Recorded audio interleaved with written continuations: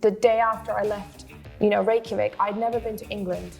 I left on my own with one suitcase and I came here not knowing anything. And look where I am today. There's a mix of being humble and a mix of mate, this is my privilege for sure, but I've done all of these and you almost do it without realizing. This is, tied to that immigration thing of I still feel that imposter syndrome where I feel like I have to prove my place every single day. I cannot relate more to that. I think people should open up a bit more about those human things that we do take to work and to our careers as well. And they have a huge, either a scar or a stamp on us that do reflect in how we conduct business.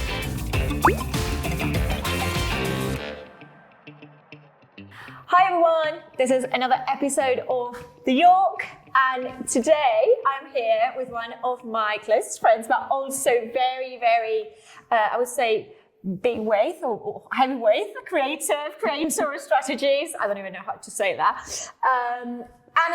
Anna, well, she will introduce herself a bit better than myself a bit later, but as we always do, we will start asking her name and pronouns. She's going to say her last name way better than me.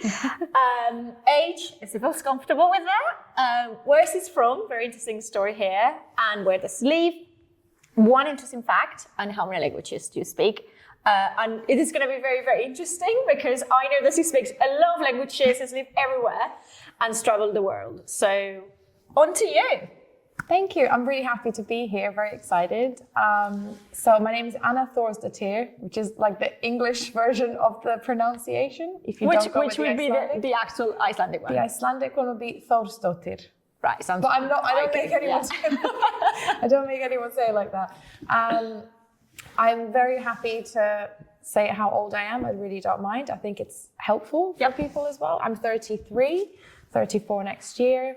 I'm originally from Bosnia, as you know, of course. I don't know if many people know that, but I'm originally from Bosnia. I have actually lived in 5 different countries, including Tanzania. So that's one of the interesting facts I think a lot of people don't know.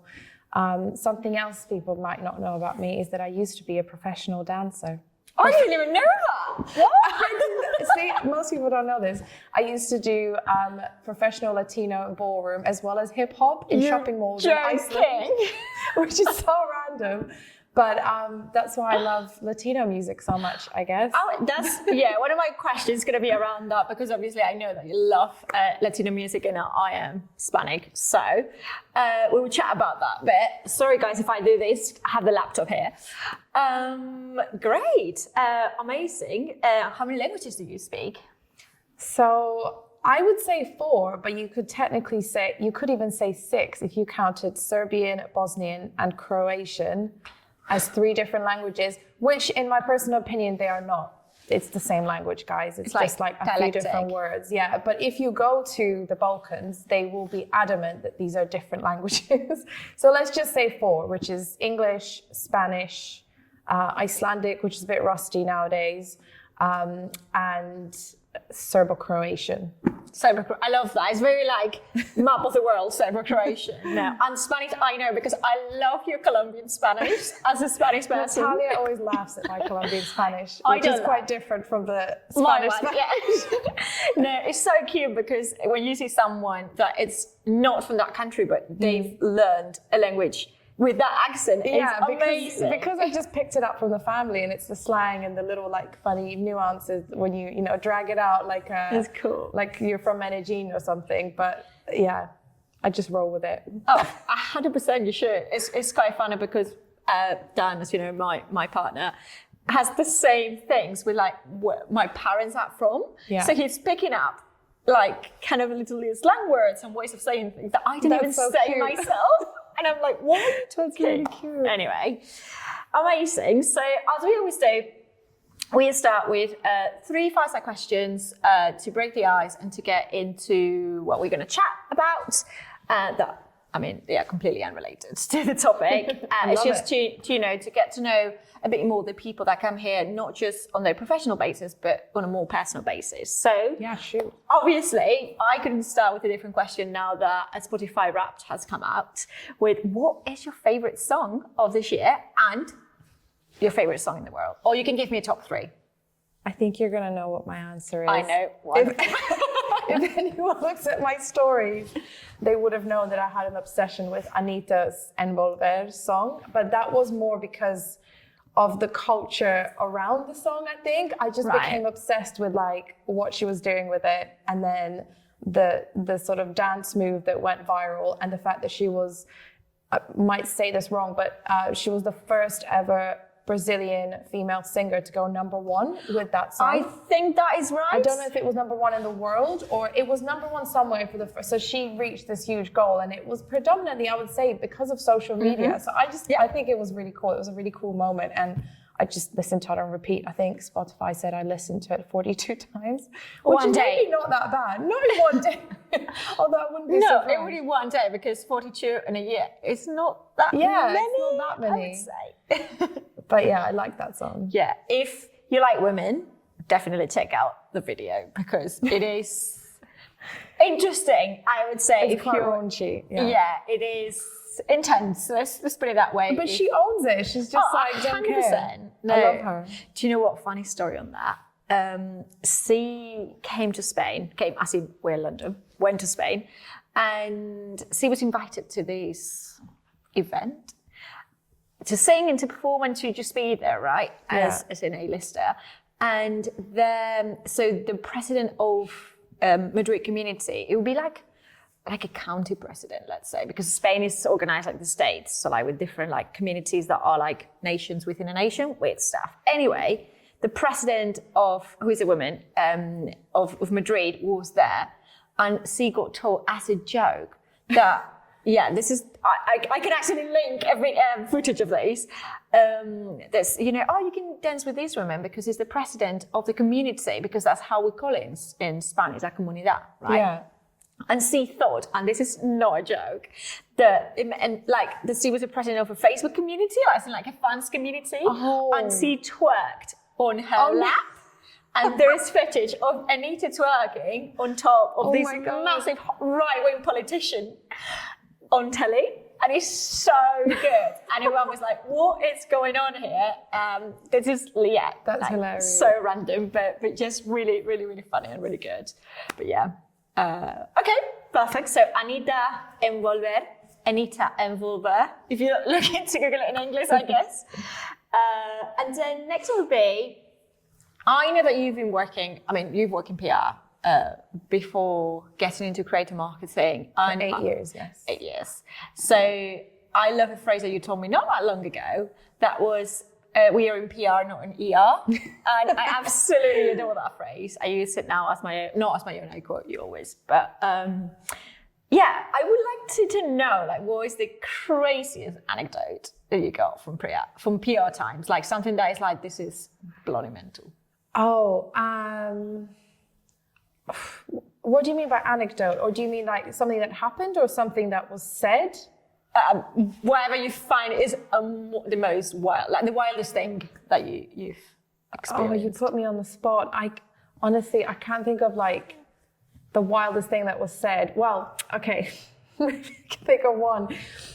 There was just a lot of bizarre moments, I think, when this was like old school PR, okay? Right. We were on the phones to 200 journalists a day. This was before the phones got removed off the desks. There were certain times you'd have to call them. You have to be in the office sometimes 7, 8 a.m. when you're selling in a story was called, to try and get in before their meeting with the editor where they pitch the stories for the next morning's paper. So it was all very old school. And the moments we had in the office were also very old school. And it was like, if you were a fly on the wall, it was like one of those reality TV, like Ab Fab, if you've ever watched Ab Fab. No, I haven't, but I can picture it. Yeah, it was hilarious. And we would just take it. So as, we all started very junior, and we would have to do all the shitty jobs. And we were not treated very well either, I think, a lot of the time. And in hindsight, you know, we see that now, and I'm sure it's not like that anymore, but we just sort of rolled with it. Well, I don't know. I'm not in PR anymore. There's a reason for that, but I have a lot of friends who are still in PR, and they're doing amazingly well.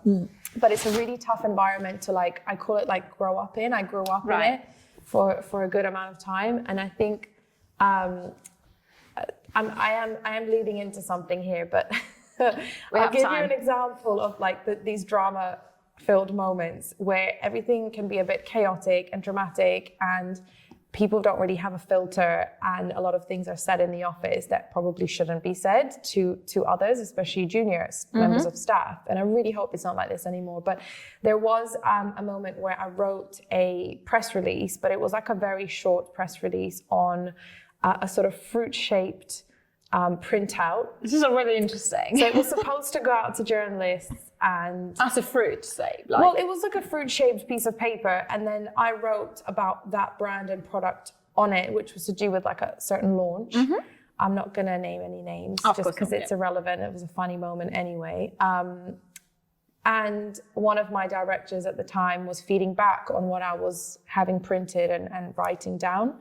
And to be fair, I don't remember whether it was to do with the design or, you know, the printout by the printers that was just not right. I think it was to do with how it was designed.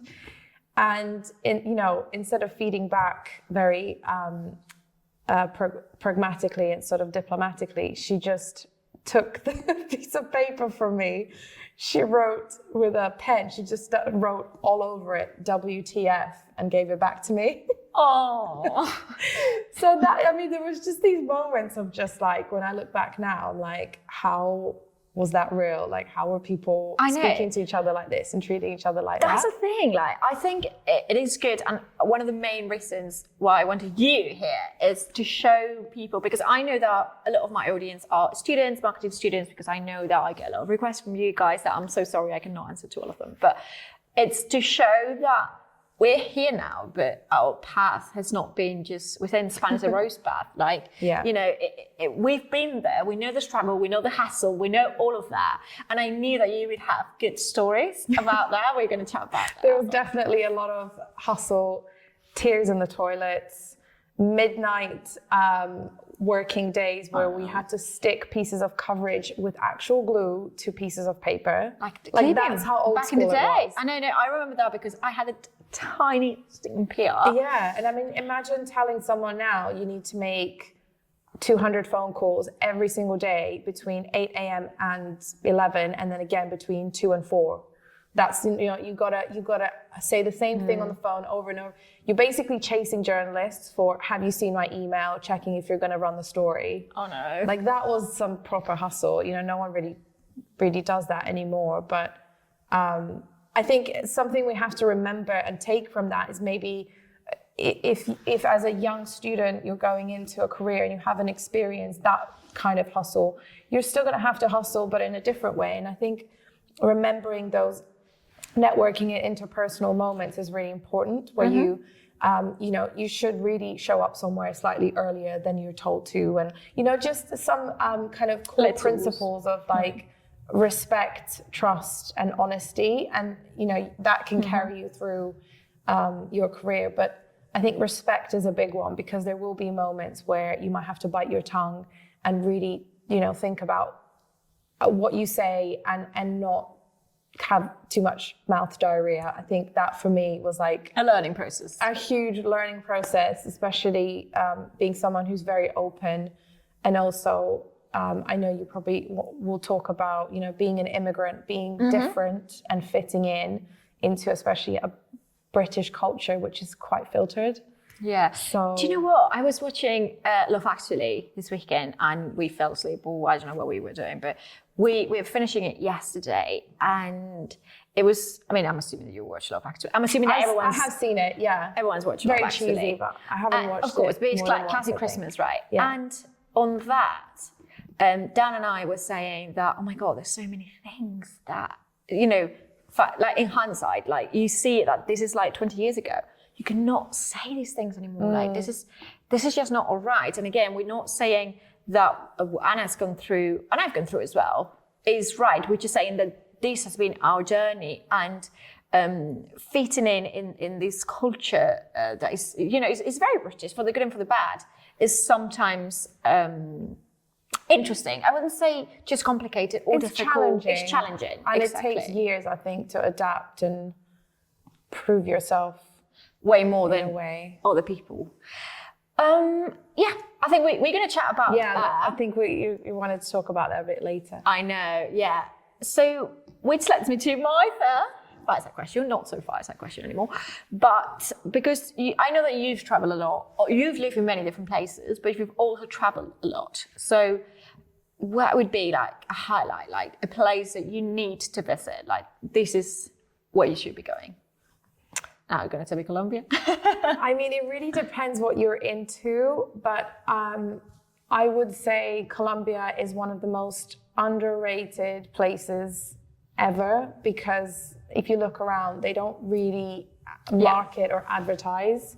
So, Colombia is maybe known for all the wrong reasons. Exactly. And that's, people's reaction when they hear about Colombia. But, It's like Narcos. Yeah. Which is horrific. There are so many insanely incredible things about Colombia that people don't know, like the fact that they have the most species of orchids, 25,000 different species of orchids. I didn't even know that. In the entire world. So the orchid is their national flower. Right. And things like they have something like 5 different climates. You could go to the Amazon, the Caribbean, the coffee region in the mountains, and the desert. Mm-hmm. This is all in one country. Like every region you go to has a different dialect, different music, different food, different way of dressing. Folklore, like different type of hats even. In the coffee region, you ride horses on the farm and you're surrounded by plantain trees. But in the Caribbean, you're dancing salsa and you're dressed, in colors in Cartagena, and you're in the turquoise sea. So I would say Colombia, and Bali is like my second favorite. Really? I find more like Lombok. Bali is so okay. I More haven't been to Lombok Lombok. and the Gili Islands, which is like Right. Secluded, empty beaches. They say it's what Bali used to be. Right. So we did 3 weeks there for Christmas a few years ago before the pandemic, and we still talk about it. It was like the best trip we did, because we just did loads of the islands and Lombok. Amazing. And, I found Bali a bit overrated because it very was commercialized now. Canggu, for example. It was breakfast and brunches for like £5 were amazing, but the beach, I mean, you can get very beaches. Oh yeah, in the you UK, wouldn't. like, The Bali beaches are terrible. So the Gili Islands and Lombok has the nice beaches, but Bali, like if you want to go to a beach club or go shopping, I love shopping. Yeah, you can tell. I love shopping as well, and that's a big part of what we chat about off work. All the time. Shopping. Yeah, my DMs are just full of shopping, mainly through Instagram. But Cool. Well, there you go. For someone that's traveled quite, how many countries you visited? Because I know you have it on your gram. 42, I believe, with many returns. So Right. multiple countries, multiple trips to some of the same countries. I was trying to get to 50 before 30, but didn't quite. Pandemic got in the way as well. Well, that got in the way too, yeah. There's been a lot of family trips since the pandemic, for sure. God, no, that's cool. I haven't been to Colombia, but it's definitely on my list because I agree with you. There's a lot of countries that are very, very unknown or known for the wrong reasons, and there's so much they could offer in terms of like climate or folklore or culture. I mean, Colombia is not the only one. There's loads of Oh, countries. 100%. Like I am, as you all know, I'm Spanish but I'm Basque, which means that I'm a northerner, as funny as it sounds. So where I am from, we don't have flamenco, we don't have that Arabic culture, which I absolutely adore. And the stereotypical things. Yeah. And the stereotypical things. We are Basque, which is a tribe, if we could call it that way, that is a bit more Celtic and it's very, very different. It's very like Ireland, it's very green, it's very cold, very rainy, very grey. So it's very different. Amazing. Well, here you go. Tour guide here. So now I would like you to tell us a little bit more about your journey, because as I said, a big part of my audience, I know, it's people who may be wanting to get into the creator economy, people that maybe students may, try to see what's in store for them. And I think your story is quite interesting. So I will pass it on to you to tell us a little bit more about who you are and what you've done to be here, and then we will chat more into detail about the creator economy, because we can say a lot of things about the creator economy, both of us. Sure. So I don't really talk a lot about my childhood because I did get very lucky. So I don't want it to be like, this typical sob story. But, I have to acknowledge where I come from. And I am from Bosnia. I was there during the war. I did survive the war, literally. There were moments where we thought we were going to die, literally. I remember, even though I was very small, the war ended when I was about 6, 7. But I remember we were in our house, which we still have in Bosnia.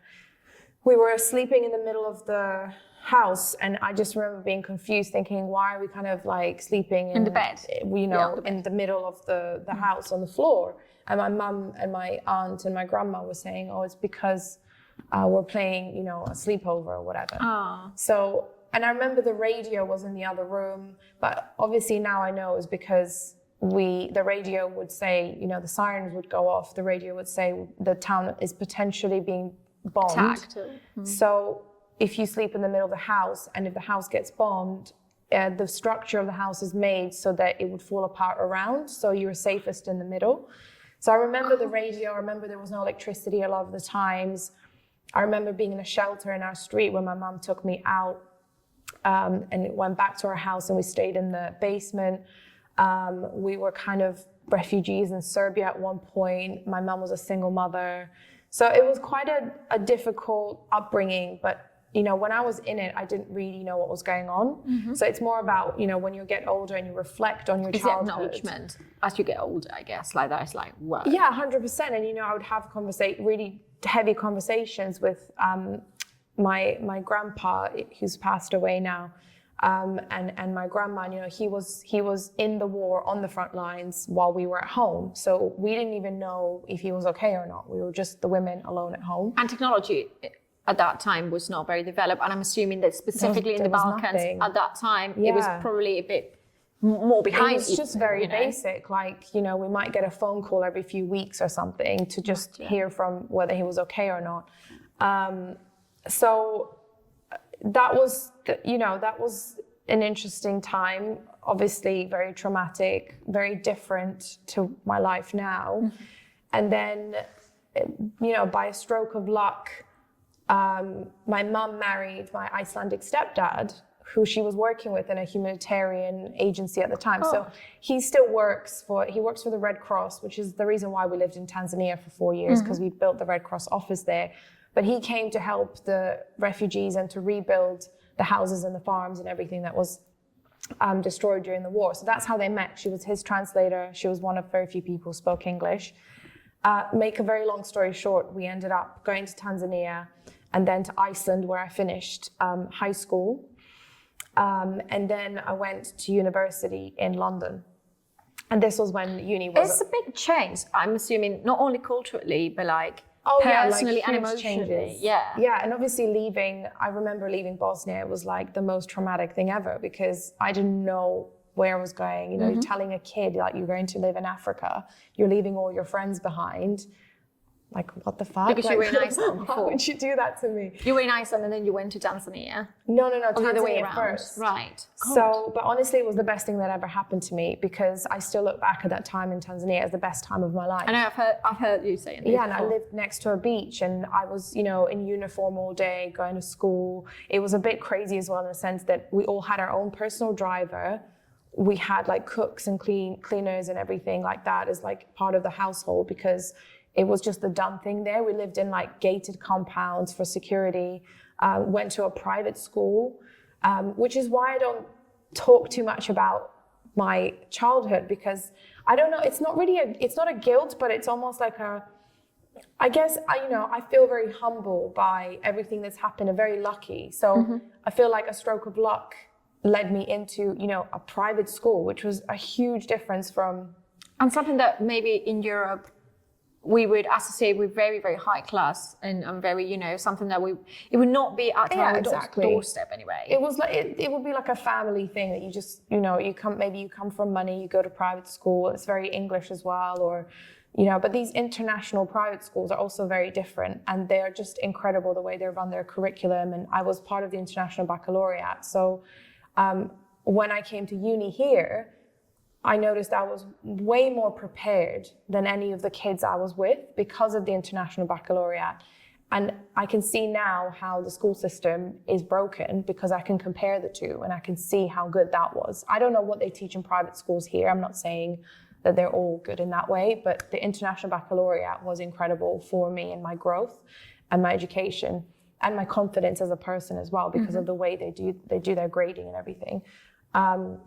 But essentially, I went to uni here after Iceland, and the rest is history, really. Like, that was 15 years ago now. I went to uni Westminster. I know, it makes me feel really old. I know, we're phenomenal, though. But yeah, that's where I did 8 internships. So that's where like the hustle really started. 8 internships? Yeah, whilst I was at uni. And then I was working in the summer. I was working at a English pub in Reykjavik, which is so random. Oh, back in Iceland? Yeah, so every summer I would go back to Iceland. My mum was still. I mean, if we can call Icelandic summer. Yeah, it was an interesting non-summer. But I think maybe it's that like feeling of being lucky that you're like, I'm in London, like, whoa, like I'm living in London. I've been accepted to this University of Westminster. I was doing the PR course. And I'm just like, wow, I've got all these opportunities. Like, I'm going to take all of them. And like, maybe I did too much, but for me, it was like, I need to do all the different types of internships to figure out what it is that I like. So I worked in film PR, video games PR was like my first ever internships. And I just want to give a shout out to Caroline from the agency that I worked at. It was at the time it was called Indigo Pearl PR. I don't know if they're still called that, but I was like, I want to say like 18, 19 at uni, probably my first year at uni. And she gave me my first opportunity, my first internship. And this was like 2008, I think. This woman paid me like £1,000 for a month to work there. Like, you don't even get those internships today pay like that because they're meant to be paid. When I did like an official graduate scheme. Like, so hats off to her for, being ahead of the curve and just respecting people's their work and time and integrity. Exactly. So I did 8 internships because I just thought I'm going to grab every opportunity I can. And this is, tied to that like immigration thing of like, I still feel that imposter syndrome where I feel like I have to prove my place every single day. I cannot relate more to that. And that's not to say that the places I've worked at or the people I've worked at have made me feel that way, not at all. It's my own complex and I acknowledge that. But it's like, even though this is my home now, I own a house in London, like this is where I live, this is it. This is my entire career has been here. My best friends are here. I have friends from all over the world, but really I'm the closest to this as a home. And your mum is here as well. Yeah, my mum is here now, but I still feel like there's that inkling of like, am I going to be good enough? Yes. Like I'm not quite, this is not quite where I belong, yeah. So you constantly have to earn your place. But yeah, like that's like my, I guess, very long zigzaggy journey. No, but I like that because we were going to chat anyway about immigration and being an immigrant kid, and that's something that I chat about as well with Fred, who is also, of course, a friend of yours. That's how I know him. And it's true that probably coming from a place where opportunities are not so easily given, or, you may get a stroke of luck, as you said, like, okay, yeah, boom, I'm now here and I'm privileged enough to do X or Y. That doesn't take that I need to do it all. And that's something that, let me know what you think about this, but I'm seeing that the crisis that the world is undergoing at the moment is undeniable. And there's always a crisis. This is not the only one or the first one or the last one. But I am seeing that the UK has kind of navigated crises quite decently in the last 50 to 60 years compared to, of course, your situation in the Balkans, Spain in 2008, Ukraine right now, and many other countries. I think it's the first time that the UK as a country is realizing that a little bit of a struggle. Yes, there's no givens. And I think that, I mean, we're not going to get political here, but that has probably been a bit of the fire of like Brexit and, immigrants and stuff. I think the whole point is that maybe people are realizing that, back in the day, okay, yeah, you graduated or you straight away got a job. Spain used to be like that back in the day, but because we suffered those struggles before. You've suffered in the 90s in the Balkans. I've suffered after in Spain when I was going to uni. No one knew what was going to happen. You fight quite hard and you get those hassles because you don't take it as a given. Yeah, I would say. And you don't. That's why we're such good problem solvers, because we've constantly been thrown problems since like we were born, probably, in different ways. And I look at, when I went to Cuba, I kind of, this is like an example of this analogy, I guess. I was walking on the street of Havana, and there was a boxing gym, and we were just walking past, and there was a girl trying to use the telephone outside, which was like a payphone. And I could clearly see the payphone was like, the wire was cut. Oh my God, yeah. But she was there, determined to make this phone work. And I could see her trying to fix the wires. Hassle. And I don't know why, some of these things that you see visually, I think always stay in your mind. And I just, if you've ever been to Cuba, like you understand what I'm talking about, but these people are so resourceful. Like, it doesn't matter what kind of problem they have, they will find a way to fix it. And because they have to, they don't have a choice. And so I think that's probably our biggest talent. And I'm not saying, non-immigrants don't have this talent. Oh, no, I'm just saying that, I'm speaking from personal experience. But it's being resourceful and resilient, and you just keep going. Like, you keep falling, but you just keep going. And you don't talk about it unless, we're talking about it now as a topic. But of course, that's like a constant state of being for us. Like, this is the norm, like to survive. And we're here on our own. Yeah, my mom is here, but she wasn't here for the first 5 years I was at uni. The day after I left, Reykjavik, I'd never been to England. I left on my own with one suitcase, and I came here not knowing anything. And, look where I am today. Like, there's got to be something there that's helped me get this far. Like, it's not just there is, like you said, there is privilege, there's luck. Like, I went to university. But I think that maybe people that have had to fight a bit harder also know how to acknowledge their privilege, because I talk a lot about it. Like, and constantly humble yourself. Exactly, you humble yourself, but you also acknowledge your privilege. And obviously, I had the privilege of getting private education in Spain, which again, nowhere near compared to, private education as we understand it in the UK. I had private education anyway.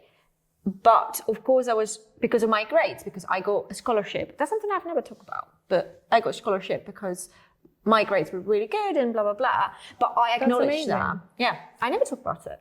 But yeah, I did get partial scholarship, and then I got 1,300 and I didn't pay for that yet. But that's another story. But yes, I think there's a mix of being humble and a mix of like, mate, like, this is my privilege for sure, but I've done all of these, and you almost do it without realizing, right? Like, you in hindsight, you look back now and you go like, fuck, how I've made this happen, really? Like, how you've been working at Instagram, you've been like heading mental campaigns. I have my own business, like, in a country that is not our own, in a country that it would never feel home 100%. Right? Yeah, it is crazy to think, Bosnia, Tanzania, Iceland, London, my own company, Instagram. I do sit there sometimes and I'm just like, but seriously, it's like more than a pinch yourself moment, because I feel like we've hopped it to the topic of immigration. No, but we can discuss it, of course, and then we can chat about creator economy. Yeah, and I just think, honestly, for me, my recent realization was that the things I have achieved it's so cheesy, but it's like beyond my dreams. Meaning, like, I never even dreamt, manifested, or thought these things would happen to me. So sometimes I do feel quite, and I'm working on this. Of yourself. Well, I feel a bit detached from my own life, and it's a challenge for me to be able to enjoy my achievements, because I'm in disbelief And I sit there and I'm like, it's like I'm watching a movie. And it's like, I have these segments of my life, which was like Bosnia, Tanzania, and Iceland, and then here. And it's almost like you're looking at 3 different people. And I'm sure, even I had a surgery 2 years ago, which again feels like completely changed me. Yeah. Cool. I remember this time. You have these like moments where it's almost like, you change your environment, your state, and your personality, but you become extremely adaptable, which is another thing that as an immigrant, as a female, feeling as an imposter, you have to adapt to your environment very, very quickly. But I never ever thought I would own a house in London. I know, right? A house, like insane, like blows my mind. Never thought I would own my own business, which made 6 figures, blows my mind. Like, never thought I would, to be honest, even be engaged. I was going to go into, we're both rights to be. There's a lot of chat about that in our DMs. It's like, in hindsight, that was something that, maybe I saw when I moved here, and I was like, that would be nice to like experience that in a wedding and wear the dress and all that stuff. There's more to marriage than just the dress and the wedding. But we're on that now. Yeah, so I'm going on a tangent now. I've lost my trail of thought. But I guess what I'm trying to say is sometimes you need to take a moment and reflect what you've achieved and give yourself a pat on the back, because that imposter syndrome and that constant, like, you feel like you're on a treadmill constantly, like you have to keep... I'm trying to learn to just stop and take a moment and like be in the moment and experience the joy of like everyday life. And this is not new, like loads of people talk about this, but I think it's a struggle of a lot of our generations. It's like the most incredible things we do, like the parties we go to, the things we experience, the campaigns travel, we even have, the campaigns we worked on, the brands we work with, the people we work with. We're so lucky, and like we have worked for that, but it's so hectic sometimes that it's like feels like we're living in another world. Yeah, it's like in the metaverse. But no, it's true. I cannot relate more to this from, I took a lot about this. Like, I'm from I wouldn't say humble, but like a very average, normal family in Spain. My parents don't speak English. They've never left home. They've never moved anywhere.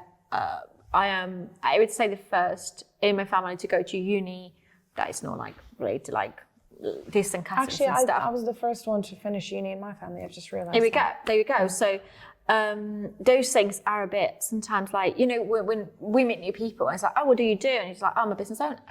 You don't introduce yourself as a business owner, right? But you say, oh, I run an influence agency, or you yourself, I work at Instagram, when you were at Instagram. Do you know what Maurizio, my fiance, do you know what he says when people ask him, what do you do?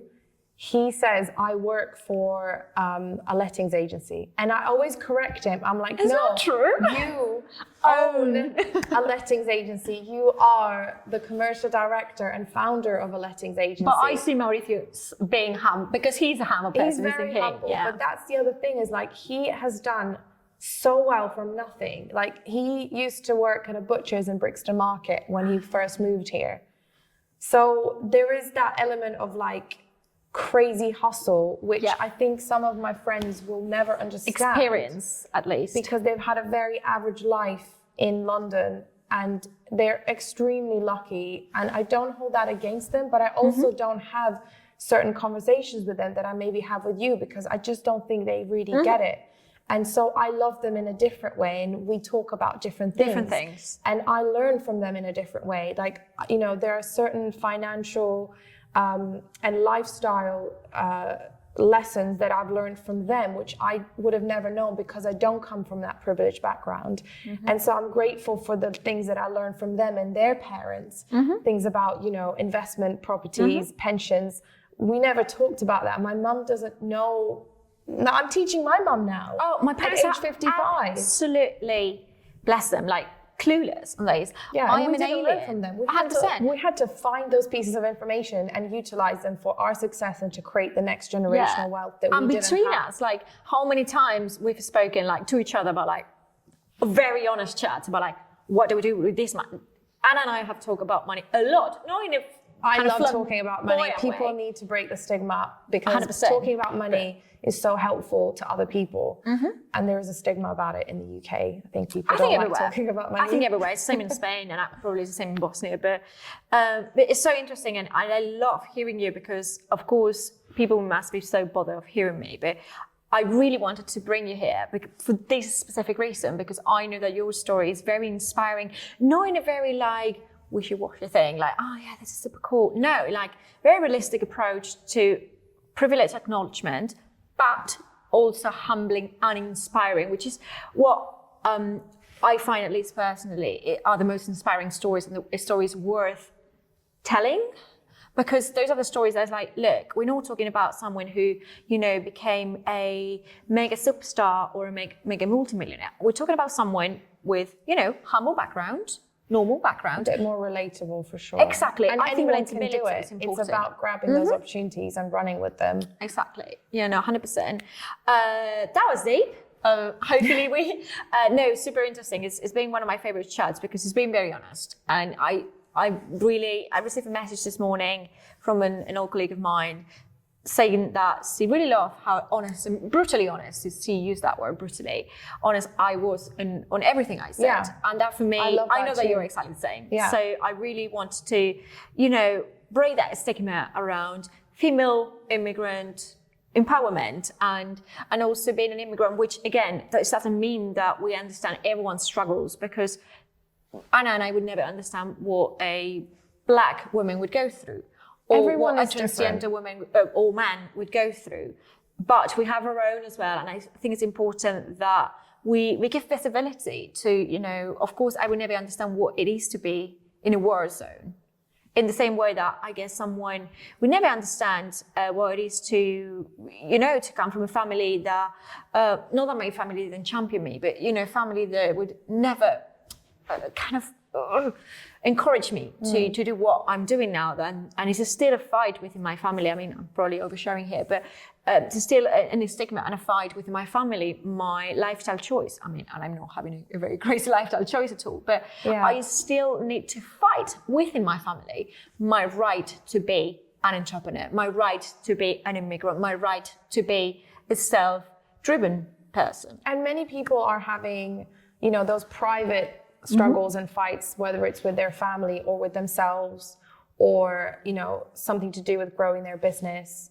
But, even if you do come from a privileged background and maybe you're building something new, like a different type of business, like you said, maybe your family, expects you to, I don't know, be something that you're Be a not lawyer, doing. let's say. Yeah, and maybe you do come from a privileged background, but you're doing something different, and you do also have a struggle. So I think there's some common denominators between different types of people and different types of struggles that are relatable. But the lessons really that we take away from that, and this is why it's important to share, is what's going to help us all move forward. And there is enough space for everyone. But that's why I like to share. I'm very open, and I like to share about money, about strategies to succeed.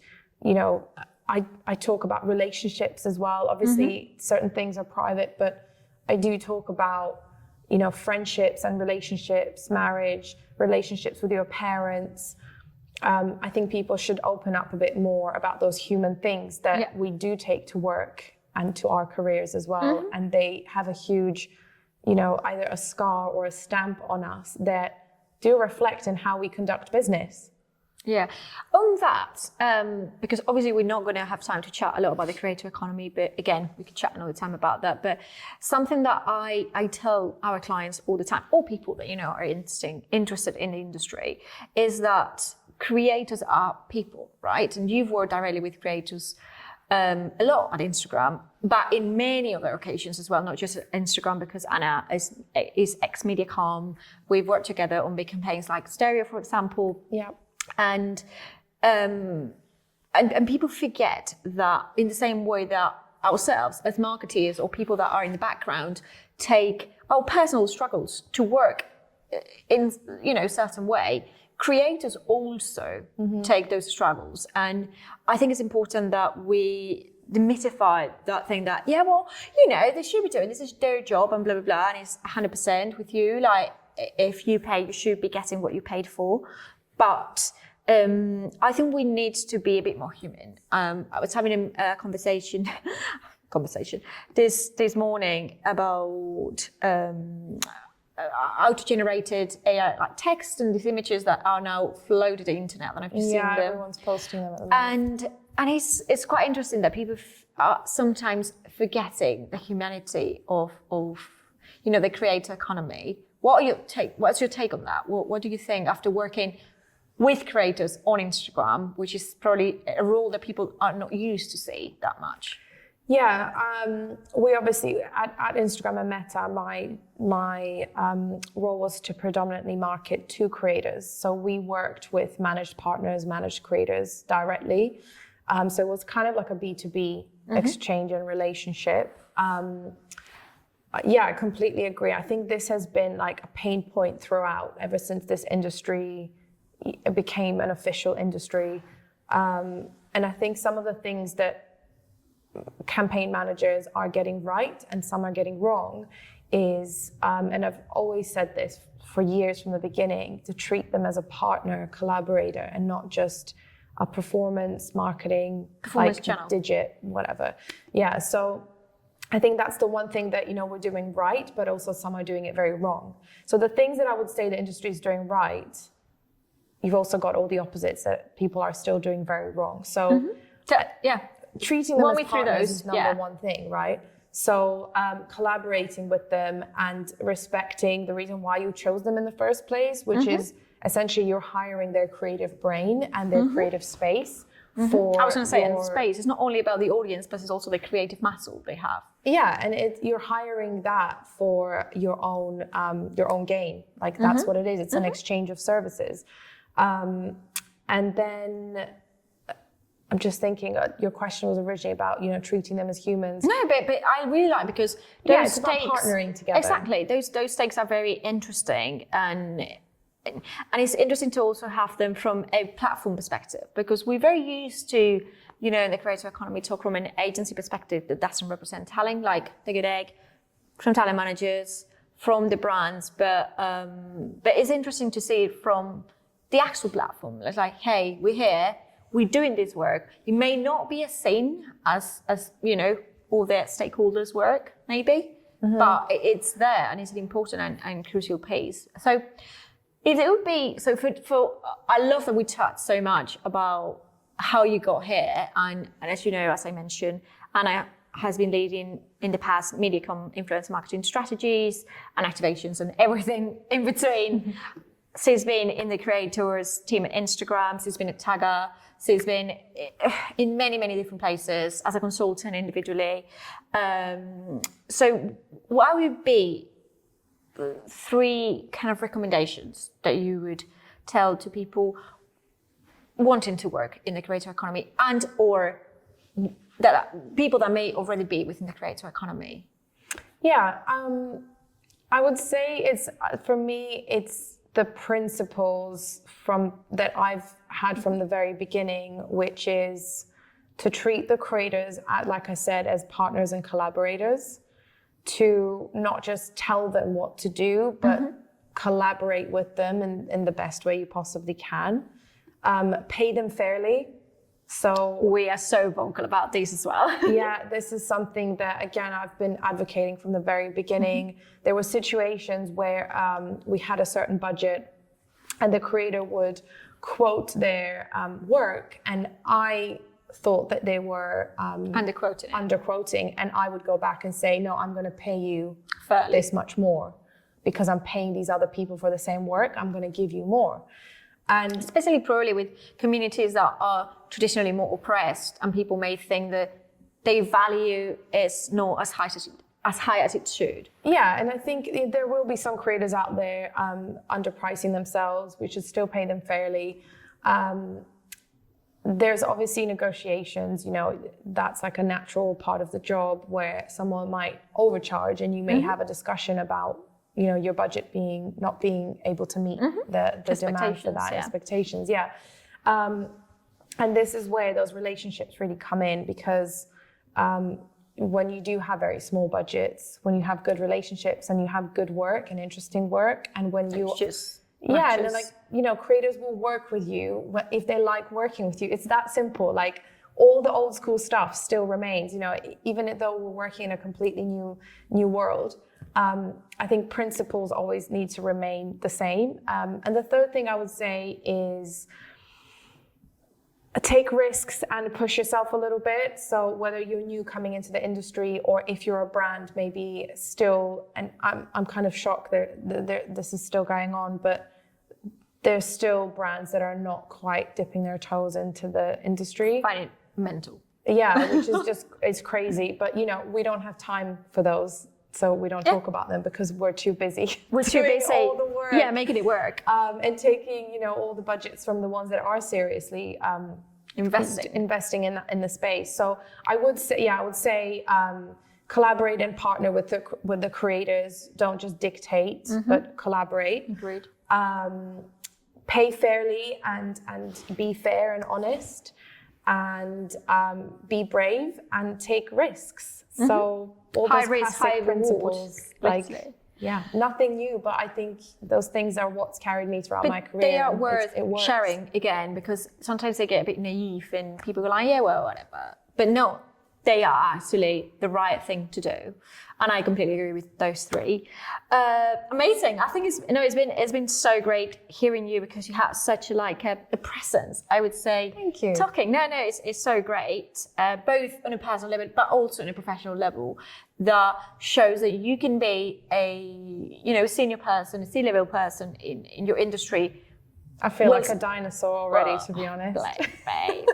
Well, still, I mean, we started this so long ago, and now it feels like we're just old news. Blogs, which is I remember mental. saying to one of my, again, back in the days of PR, when it was mostly celebrities we worked with, and it started with, I guess, mummy bloggers. Yeah. I do a lot of fashion as well. Yeah, fashion and parenting blogs, and we would gift them loads of things. But there was a day when they started charging like £100 for a post, and I had to, call my director and be like, we can no longer we need to pay these people. We need to start paying them. When there was no usage rights, when there was no IP. Oh, none of that But stuff. anyway, I think we can. I mean, Anna and I have done webinars in the past, so if people like what we have to say, I'm sure we can do more and we can chat more about it.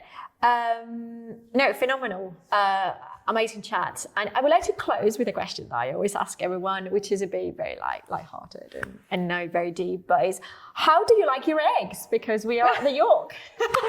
I love eggs so much. Oh my God. This.